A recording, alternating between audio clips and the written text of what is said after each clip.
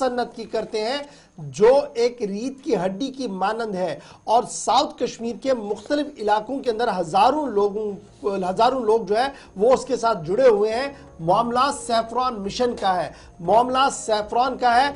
और अब खबर यह सामने आ रही है कि सैफरॉन की सन्नत रूबज़वाल हो रही है और आहिस्ता आहिस्ता करके उन्हीं सन्नतों की तरफ खत्म हो रही है जो सन्नतें हमारी वादी कश्मीर के अंदर पहले हुआ करती थी, हैंडीक्राफ्ट, हैंडलूम और दीगर सन्नतें। उसी तरीके से अब यह सन्नत भी आहिस्ता आहिस्ता करके खत्म हो रही है।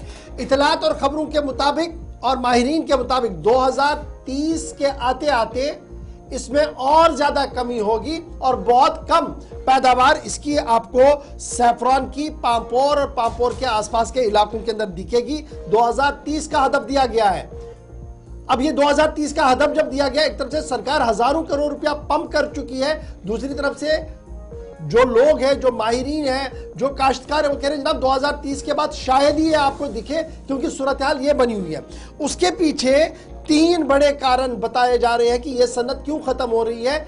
एक, लैक ऑफ इरिगेशन फैसिलिटी, कि जनाब आबपाशी के लिए जो चीजें चाहिए थी, परसों भी हमने कहा कि 100 बोरवेल खोदने थे, 30 ही चले हैं, 30 में भी 10 चल रहे हैं। सूरत हाल क्या कुछ है। एक तो वो फैसिलिटी आज दोबारा जहन में आई कि जनाब ये एक बड़ी बुनियादी वजह है, मौसमियाती तब्दीली, फिर पानी नहीं है इसलिए ये चीज उग नहीं पाएगी। दूसरा, अब इस जमीन को जो सोना उगलती थी इसको चेंज किया जा रहा है, इसकी कन्वर्शन ऑफ लैंड हो रहा है, तेजी के साथ मकानात, बिल्डिंगें, इंडस्ट्री वहां पर लग रही है, जिसकी वजह से ये दूसरा फैक्टर बन रहा है, आपकी जमीनें तबाह हो रही है वहां पर।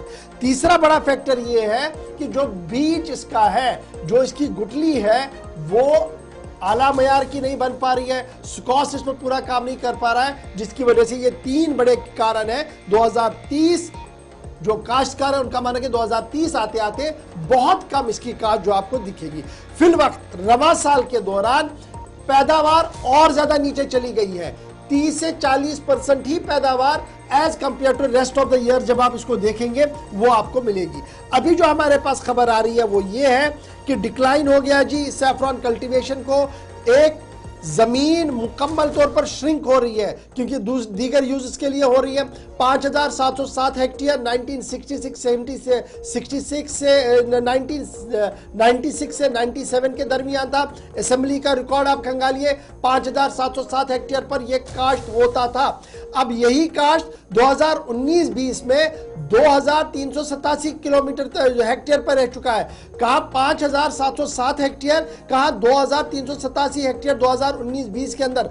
एक तो ये कि जमीन जहां पर पैदावार हो रही थी वो श्रिंक हो रही है, अब वहां पर पैदावार नहीं हो रही है, उस वजह से डिक्लाइन है। दूसरा ये कि जो ये गोल्डन स्पाइस हमारे हाथ में था, जो दुनिया भर में जाता था, अब सरकार कह रही है कि जनाब हमने तो 2 बड़ी चीजें की, एक सैफरॉन मिशन दिया, फिर जीआई टैगिंग भी दी, फिर स्पाइस पार्क भी जो डुसू पार्क बनाई है वो भी बनाई। लेकिन काश्तकारों का मानना है कि जीआई टैगिंग को करेंगे क्या जब पैदावार ही नहीं होगी, जब बुनियादी सहूलियत ही नहीं होगी, तो जीआई टैगिंग करके आप करना क्या चाहती हैं। दूसरा, ये तमाम चीजें कागजात और सेमिनार्स में अच्छी लगती है, जमीन पर जो किसान है अगर उससे कभी पूछा जाता तो वो बताता कि सूरत हाल क्या है और ये फसल क्यों हमसे बहुत दूर जा रही है, जबकि दुनिया भर के अंदर इस पर हजारों करोड़ रुपए की सनत को बनाया जा रहा है और हम आहिस्ता आहिस्ता करके इससे दूर हो रहे हैं। हसनैन मसूदी साहब मेंबर लोग असेंबली है, पांपोर के साबिक रुकन भी रह चुके हैं, साउथ कश्मीर से असेंबली पार्लियामेंट को रिप्रेजेंट कर चुके हैं, अब पांपोर को रिप्रेजेंट कर रहे हैं। बहुत शुक्रिया मसूदी साहब ज्वाइन करने के लिए।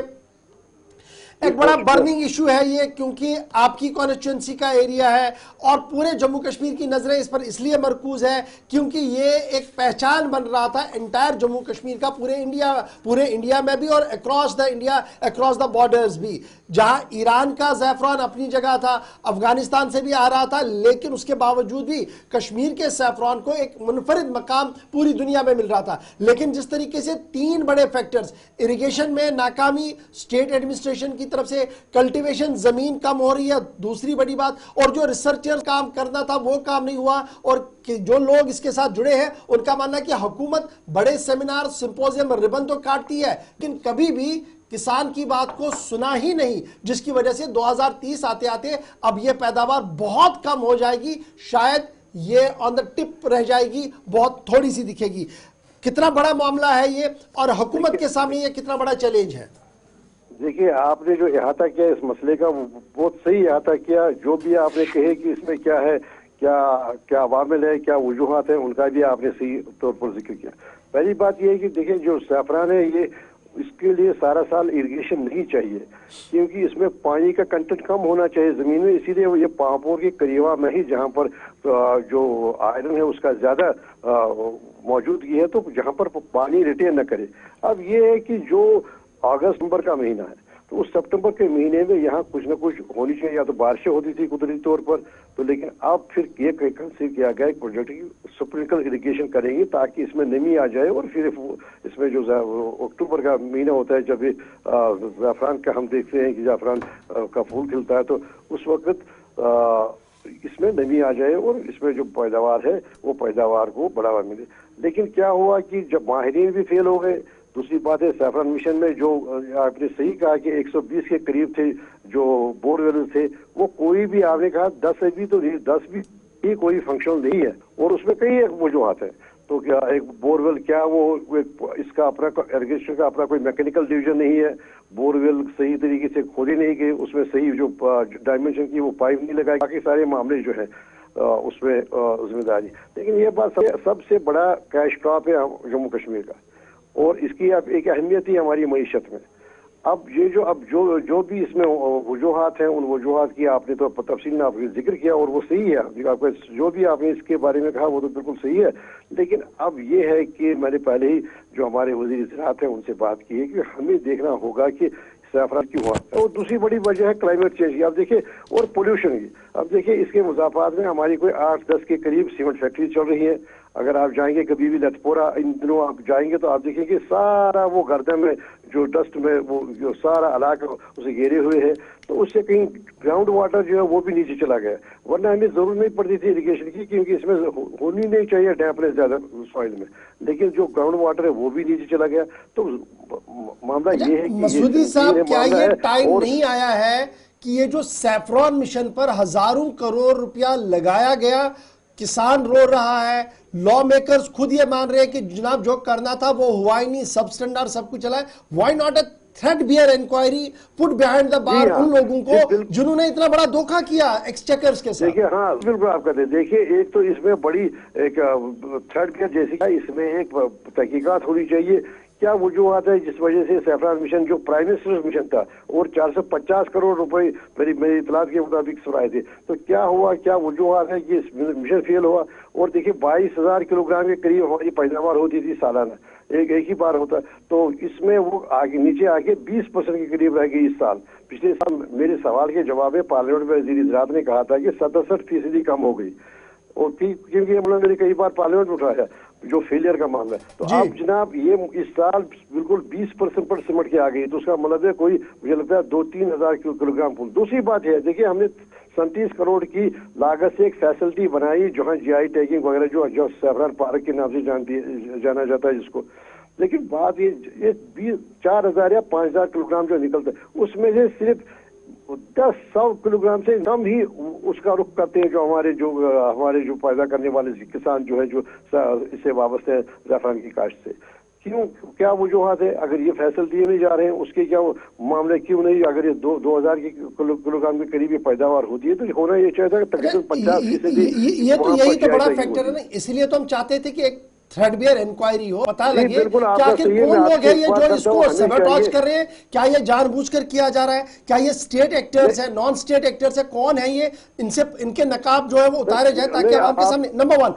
नंबर 2, सस्तेन साहब, बड़ा इंपॉर्टेंट ये इस सवाल को भी और देख लीजिएगा, क्योंकि आप लॉ मेकर भी है, वजीर आला के बड़े क्लोज भी है, तो इसलिए आपके साथ ये बात बड़ा इंपॉर्टेंट है। जिस तरीके से कल्टीवेशन ऑफ लैंड जो था ये कंटिन्यूसली खत्म हुआ है, और जो एदाद-ओ-शुमार हमारे पास है वो ये साफ बता रहे हैं कि सन 2096-97 में 5,707 हेक्टेयर पर था, और साल 2019-20 में 2,387 हेक्टेयर पर रह गया है, और कंटिन्यूअसली ये जा रही है जमीन। ये दे कौन रहा है इनको अप्रूवल? किस तरह से ये बंदरबाट हो रहा है? इस पर रोक क्यों नहीं लग रही है? देखिए, जैसे जब ये कानून ये बना था कि सैफरान पर कोई जो बिल्डिंग एक्टिविटी होनी नहीं चाहिए थी, उसके लिए खास एक तरीकेकार था, वो परमिशन मिलने की कोई उसमें बहुत ही मुश्किल बनाया गया था। लेकिन आप सही कह रहे हैं कि इसमें जरूरत है, ये तकाजा है कि एक बिल्कुल जांच हो जाए और ये भी देखा जाए कि ये क्यों जो ईटअप क्यों हो गए, जो एरियाज थे इसके लिए सैफरान के लिए, उसमें बिल्डिंग एक्टिविटी क्यों हो गई और क्यों इसकी कैसे इजाजत दी गई।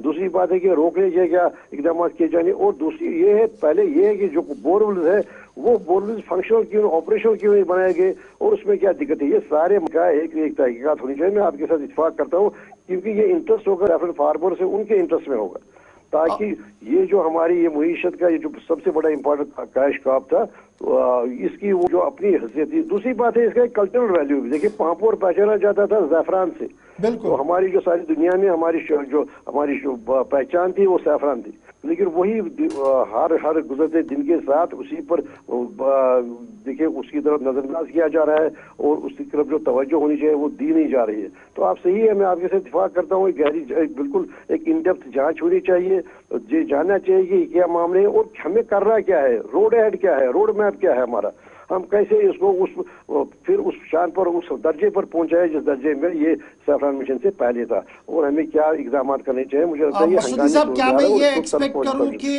इन coming days threadbare inquiry revenue department को भी लूप इन लिया जाएगा, और ये किसान जो कह रहा है कि 2030 आते आते ये जनाब आपको ढूंढना पड़ेगा, फिर तो ये कहीं ना कहीं सही भी है, तो इसको रोक लगे, ये सही सिमत में चले, एक मस्बत पहल होगी। जी हाँ, मैंने पहले जो हमारे वजीर इज़रात है उनसे बात की है, वो अगले चंद दिनों में वो खुद आ जाएंगे और हम इसका जो पहले जो हमारे सफरान गुरु उनसे भी बात होगी, और फिर जो आप कह रहे हैं आप जो भी आप तजवीज़ आपकी है वो बिल्कुल सही है और जायज़ है। इसमें एक इन डेप्थ जाँच की का हम करेंगे, एक तरीक़ाकार वज़ा करेंगे, ताकि एक तो ये कैसे एनकोरेज किया गया इस जो हमारी सैफरान थी, कैसे इसमें परमिशन दी गई, कैसे बिल्डिंग एक्टिविटी की गई, और दूसरी बात है कैसे रोकी जाए और कैसे इसको उस मियार पर पहुंचाया है जो आज से 8 साल 10 साल पहले जिसका रोल था हमारी मईशत में। ये हमारी एक बैकबोन था, एक जो कैश क्रॉप सबसे इंपॉर्टेंट कैश क्रॉप था हमारा। तो वो इंशाल्लाह आप देखेंगे अगले चंद दिनों पर सारी फोकस इसी पर होगी, सारी हमारी तवज्जो इसी पर मरकूज होगी। चलिए, बहुत बहुत शुक्रिया।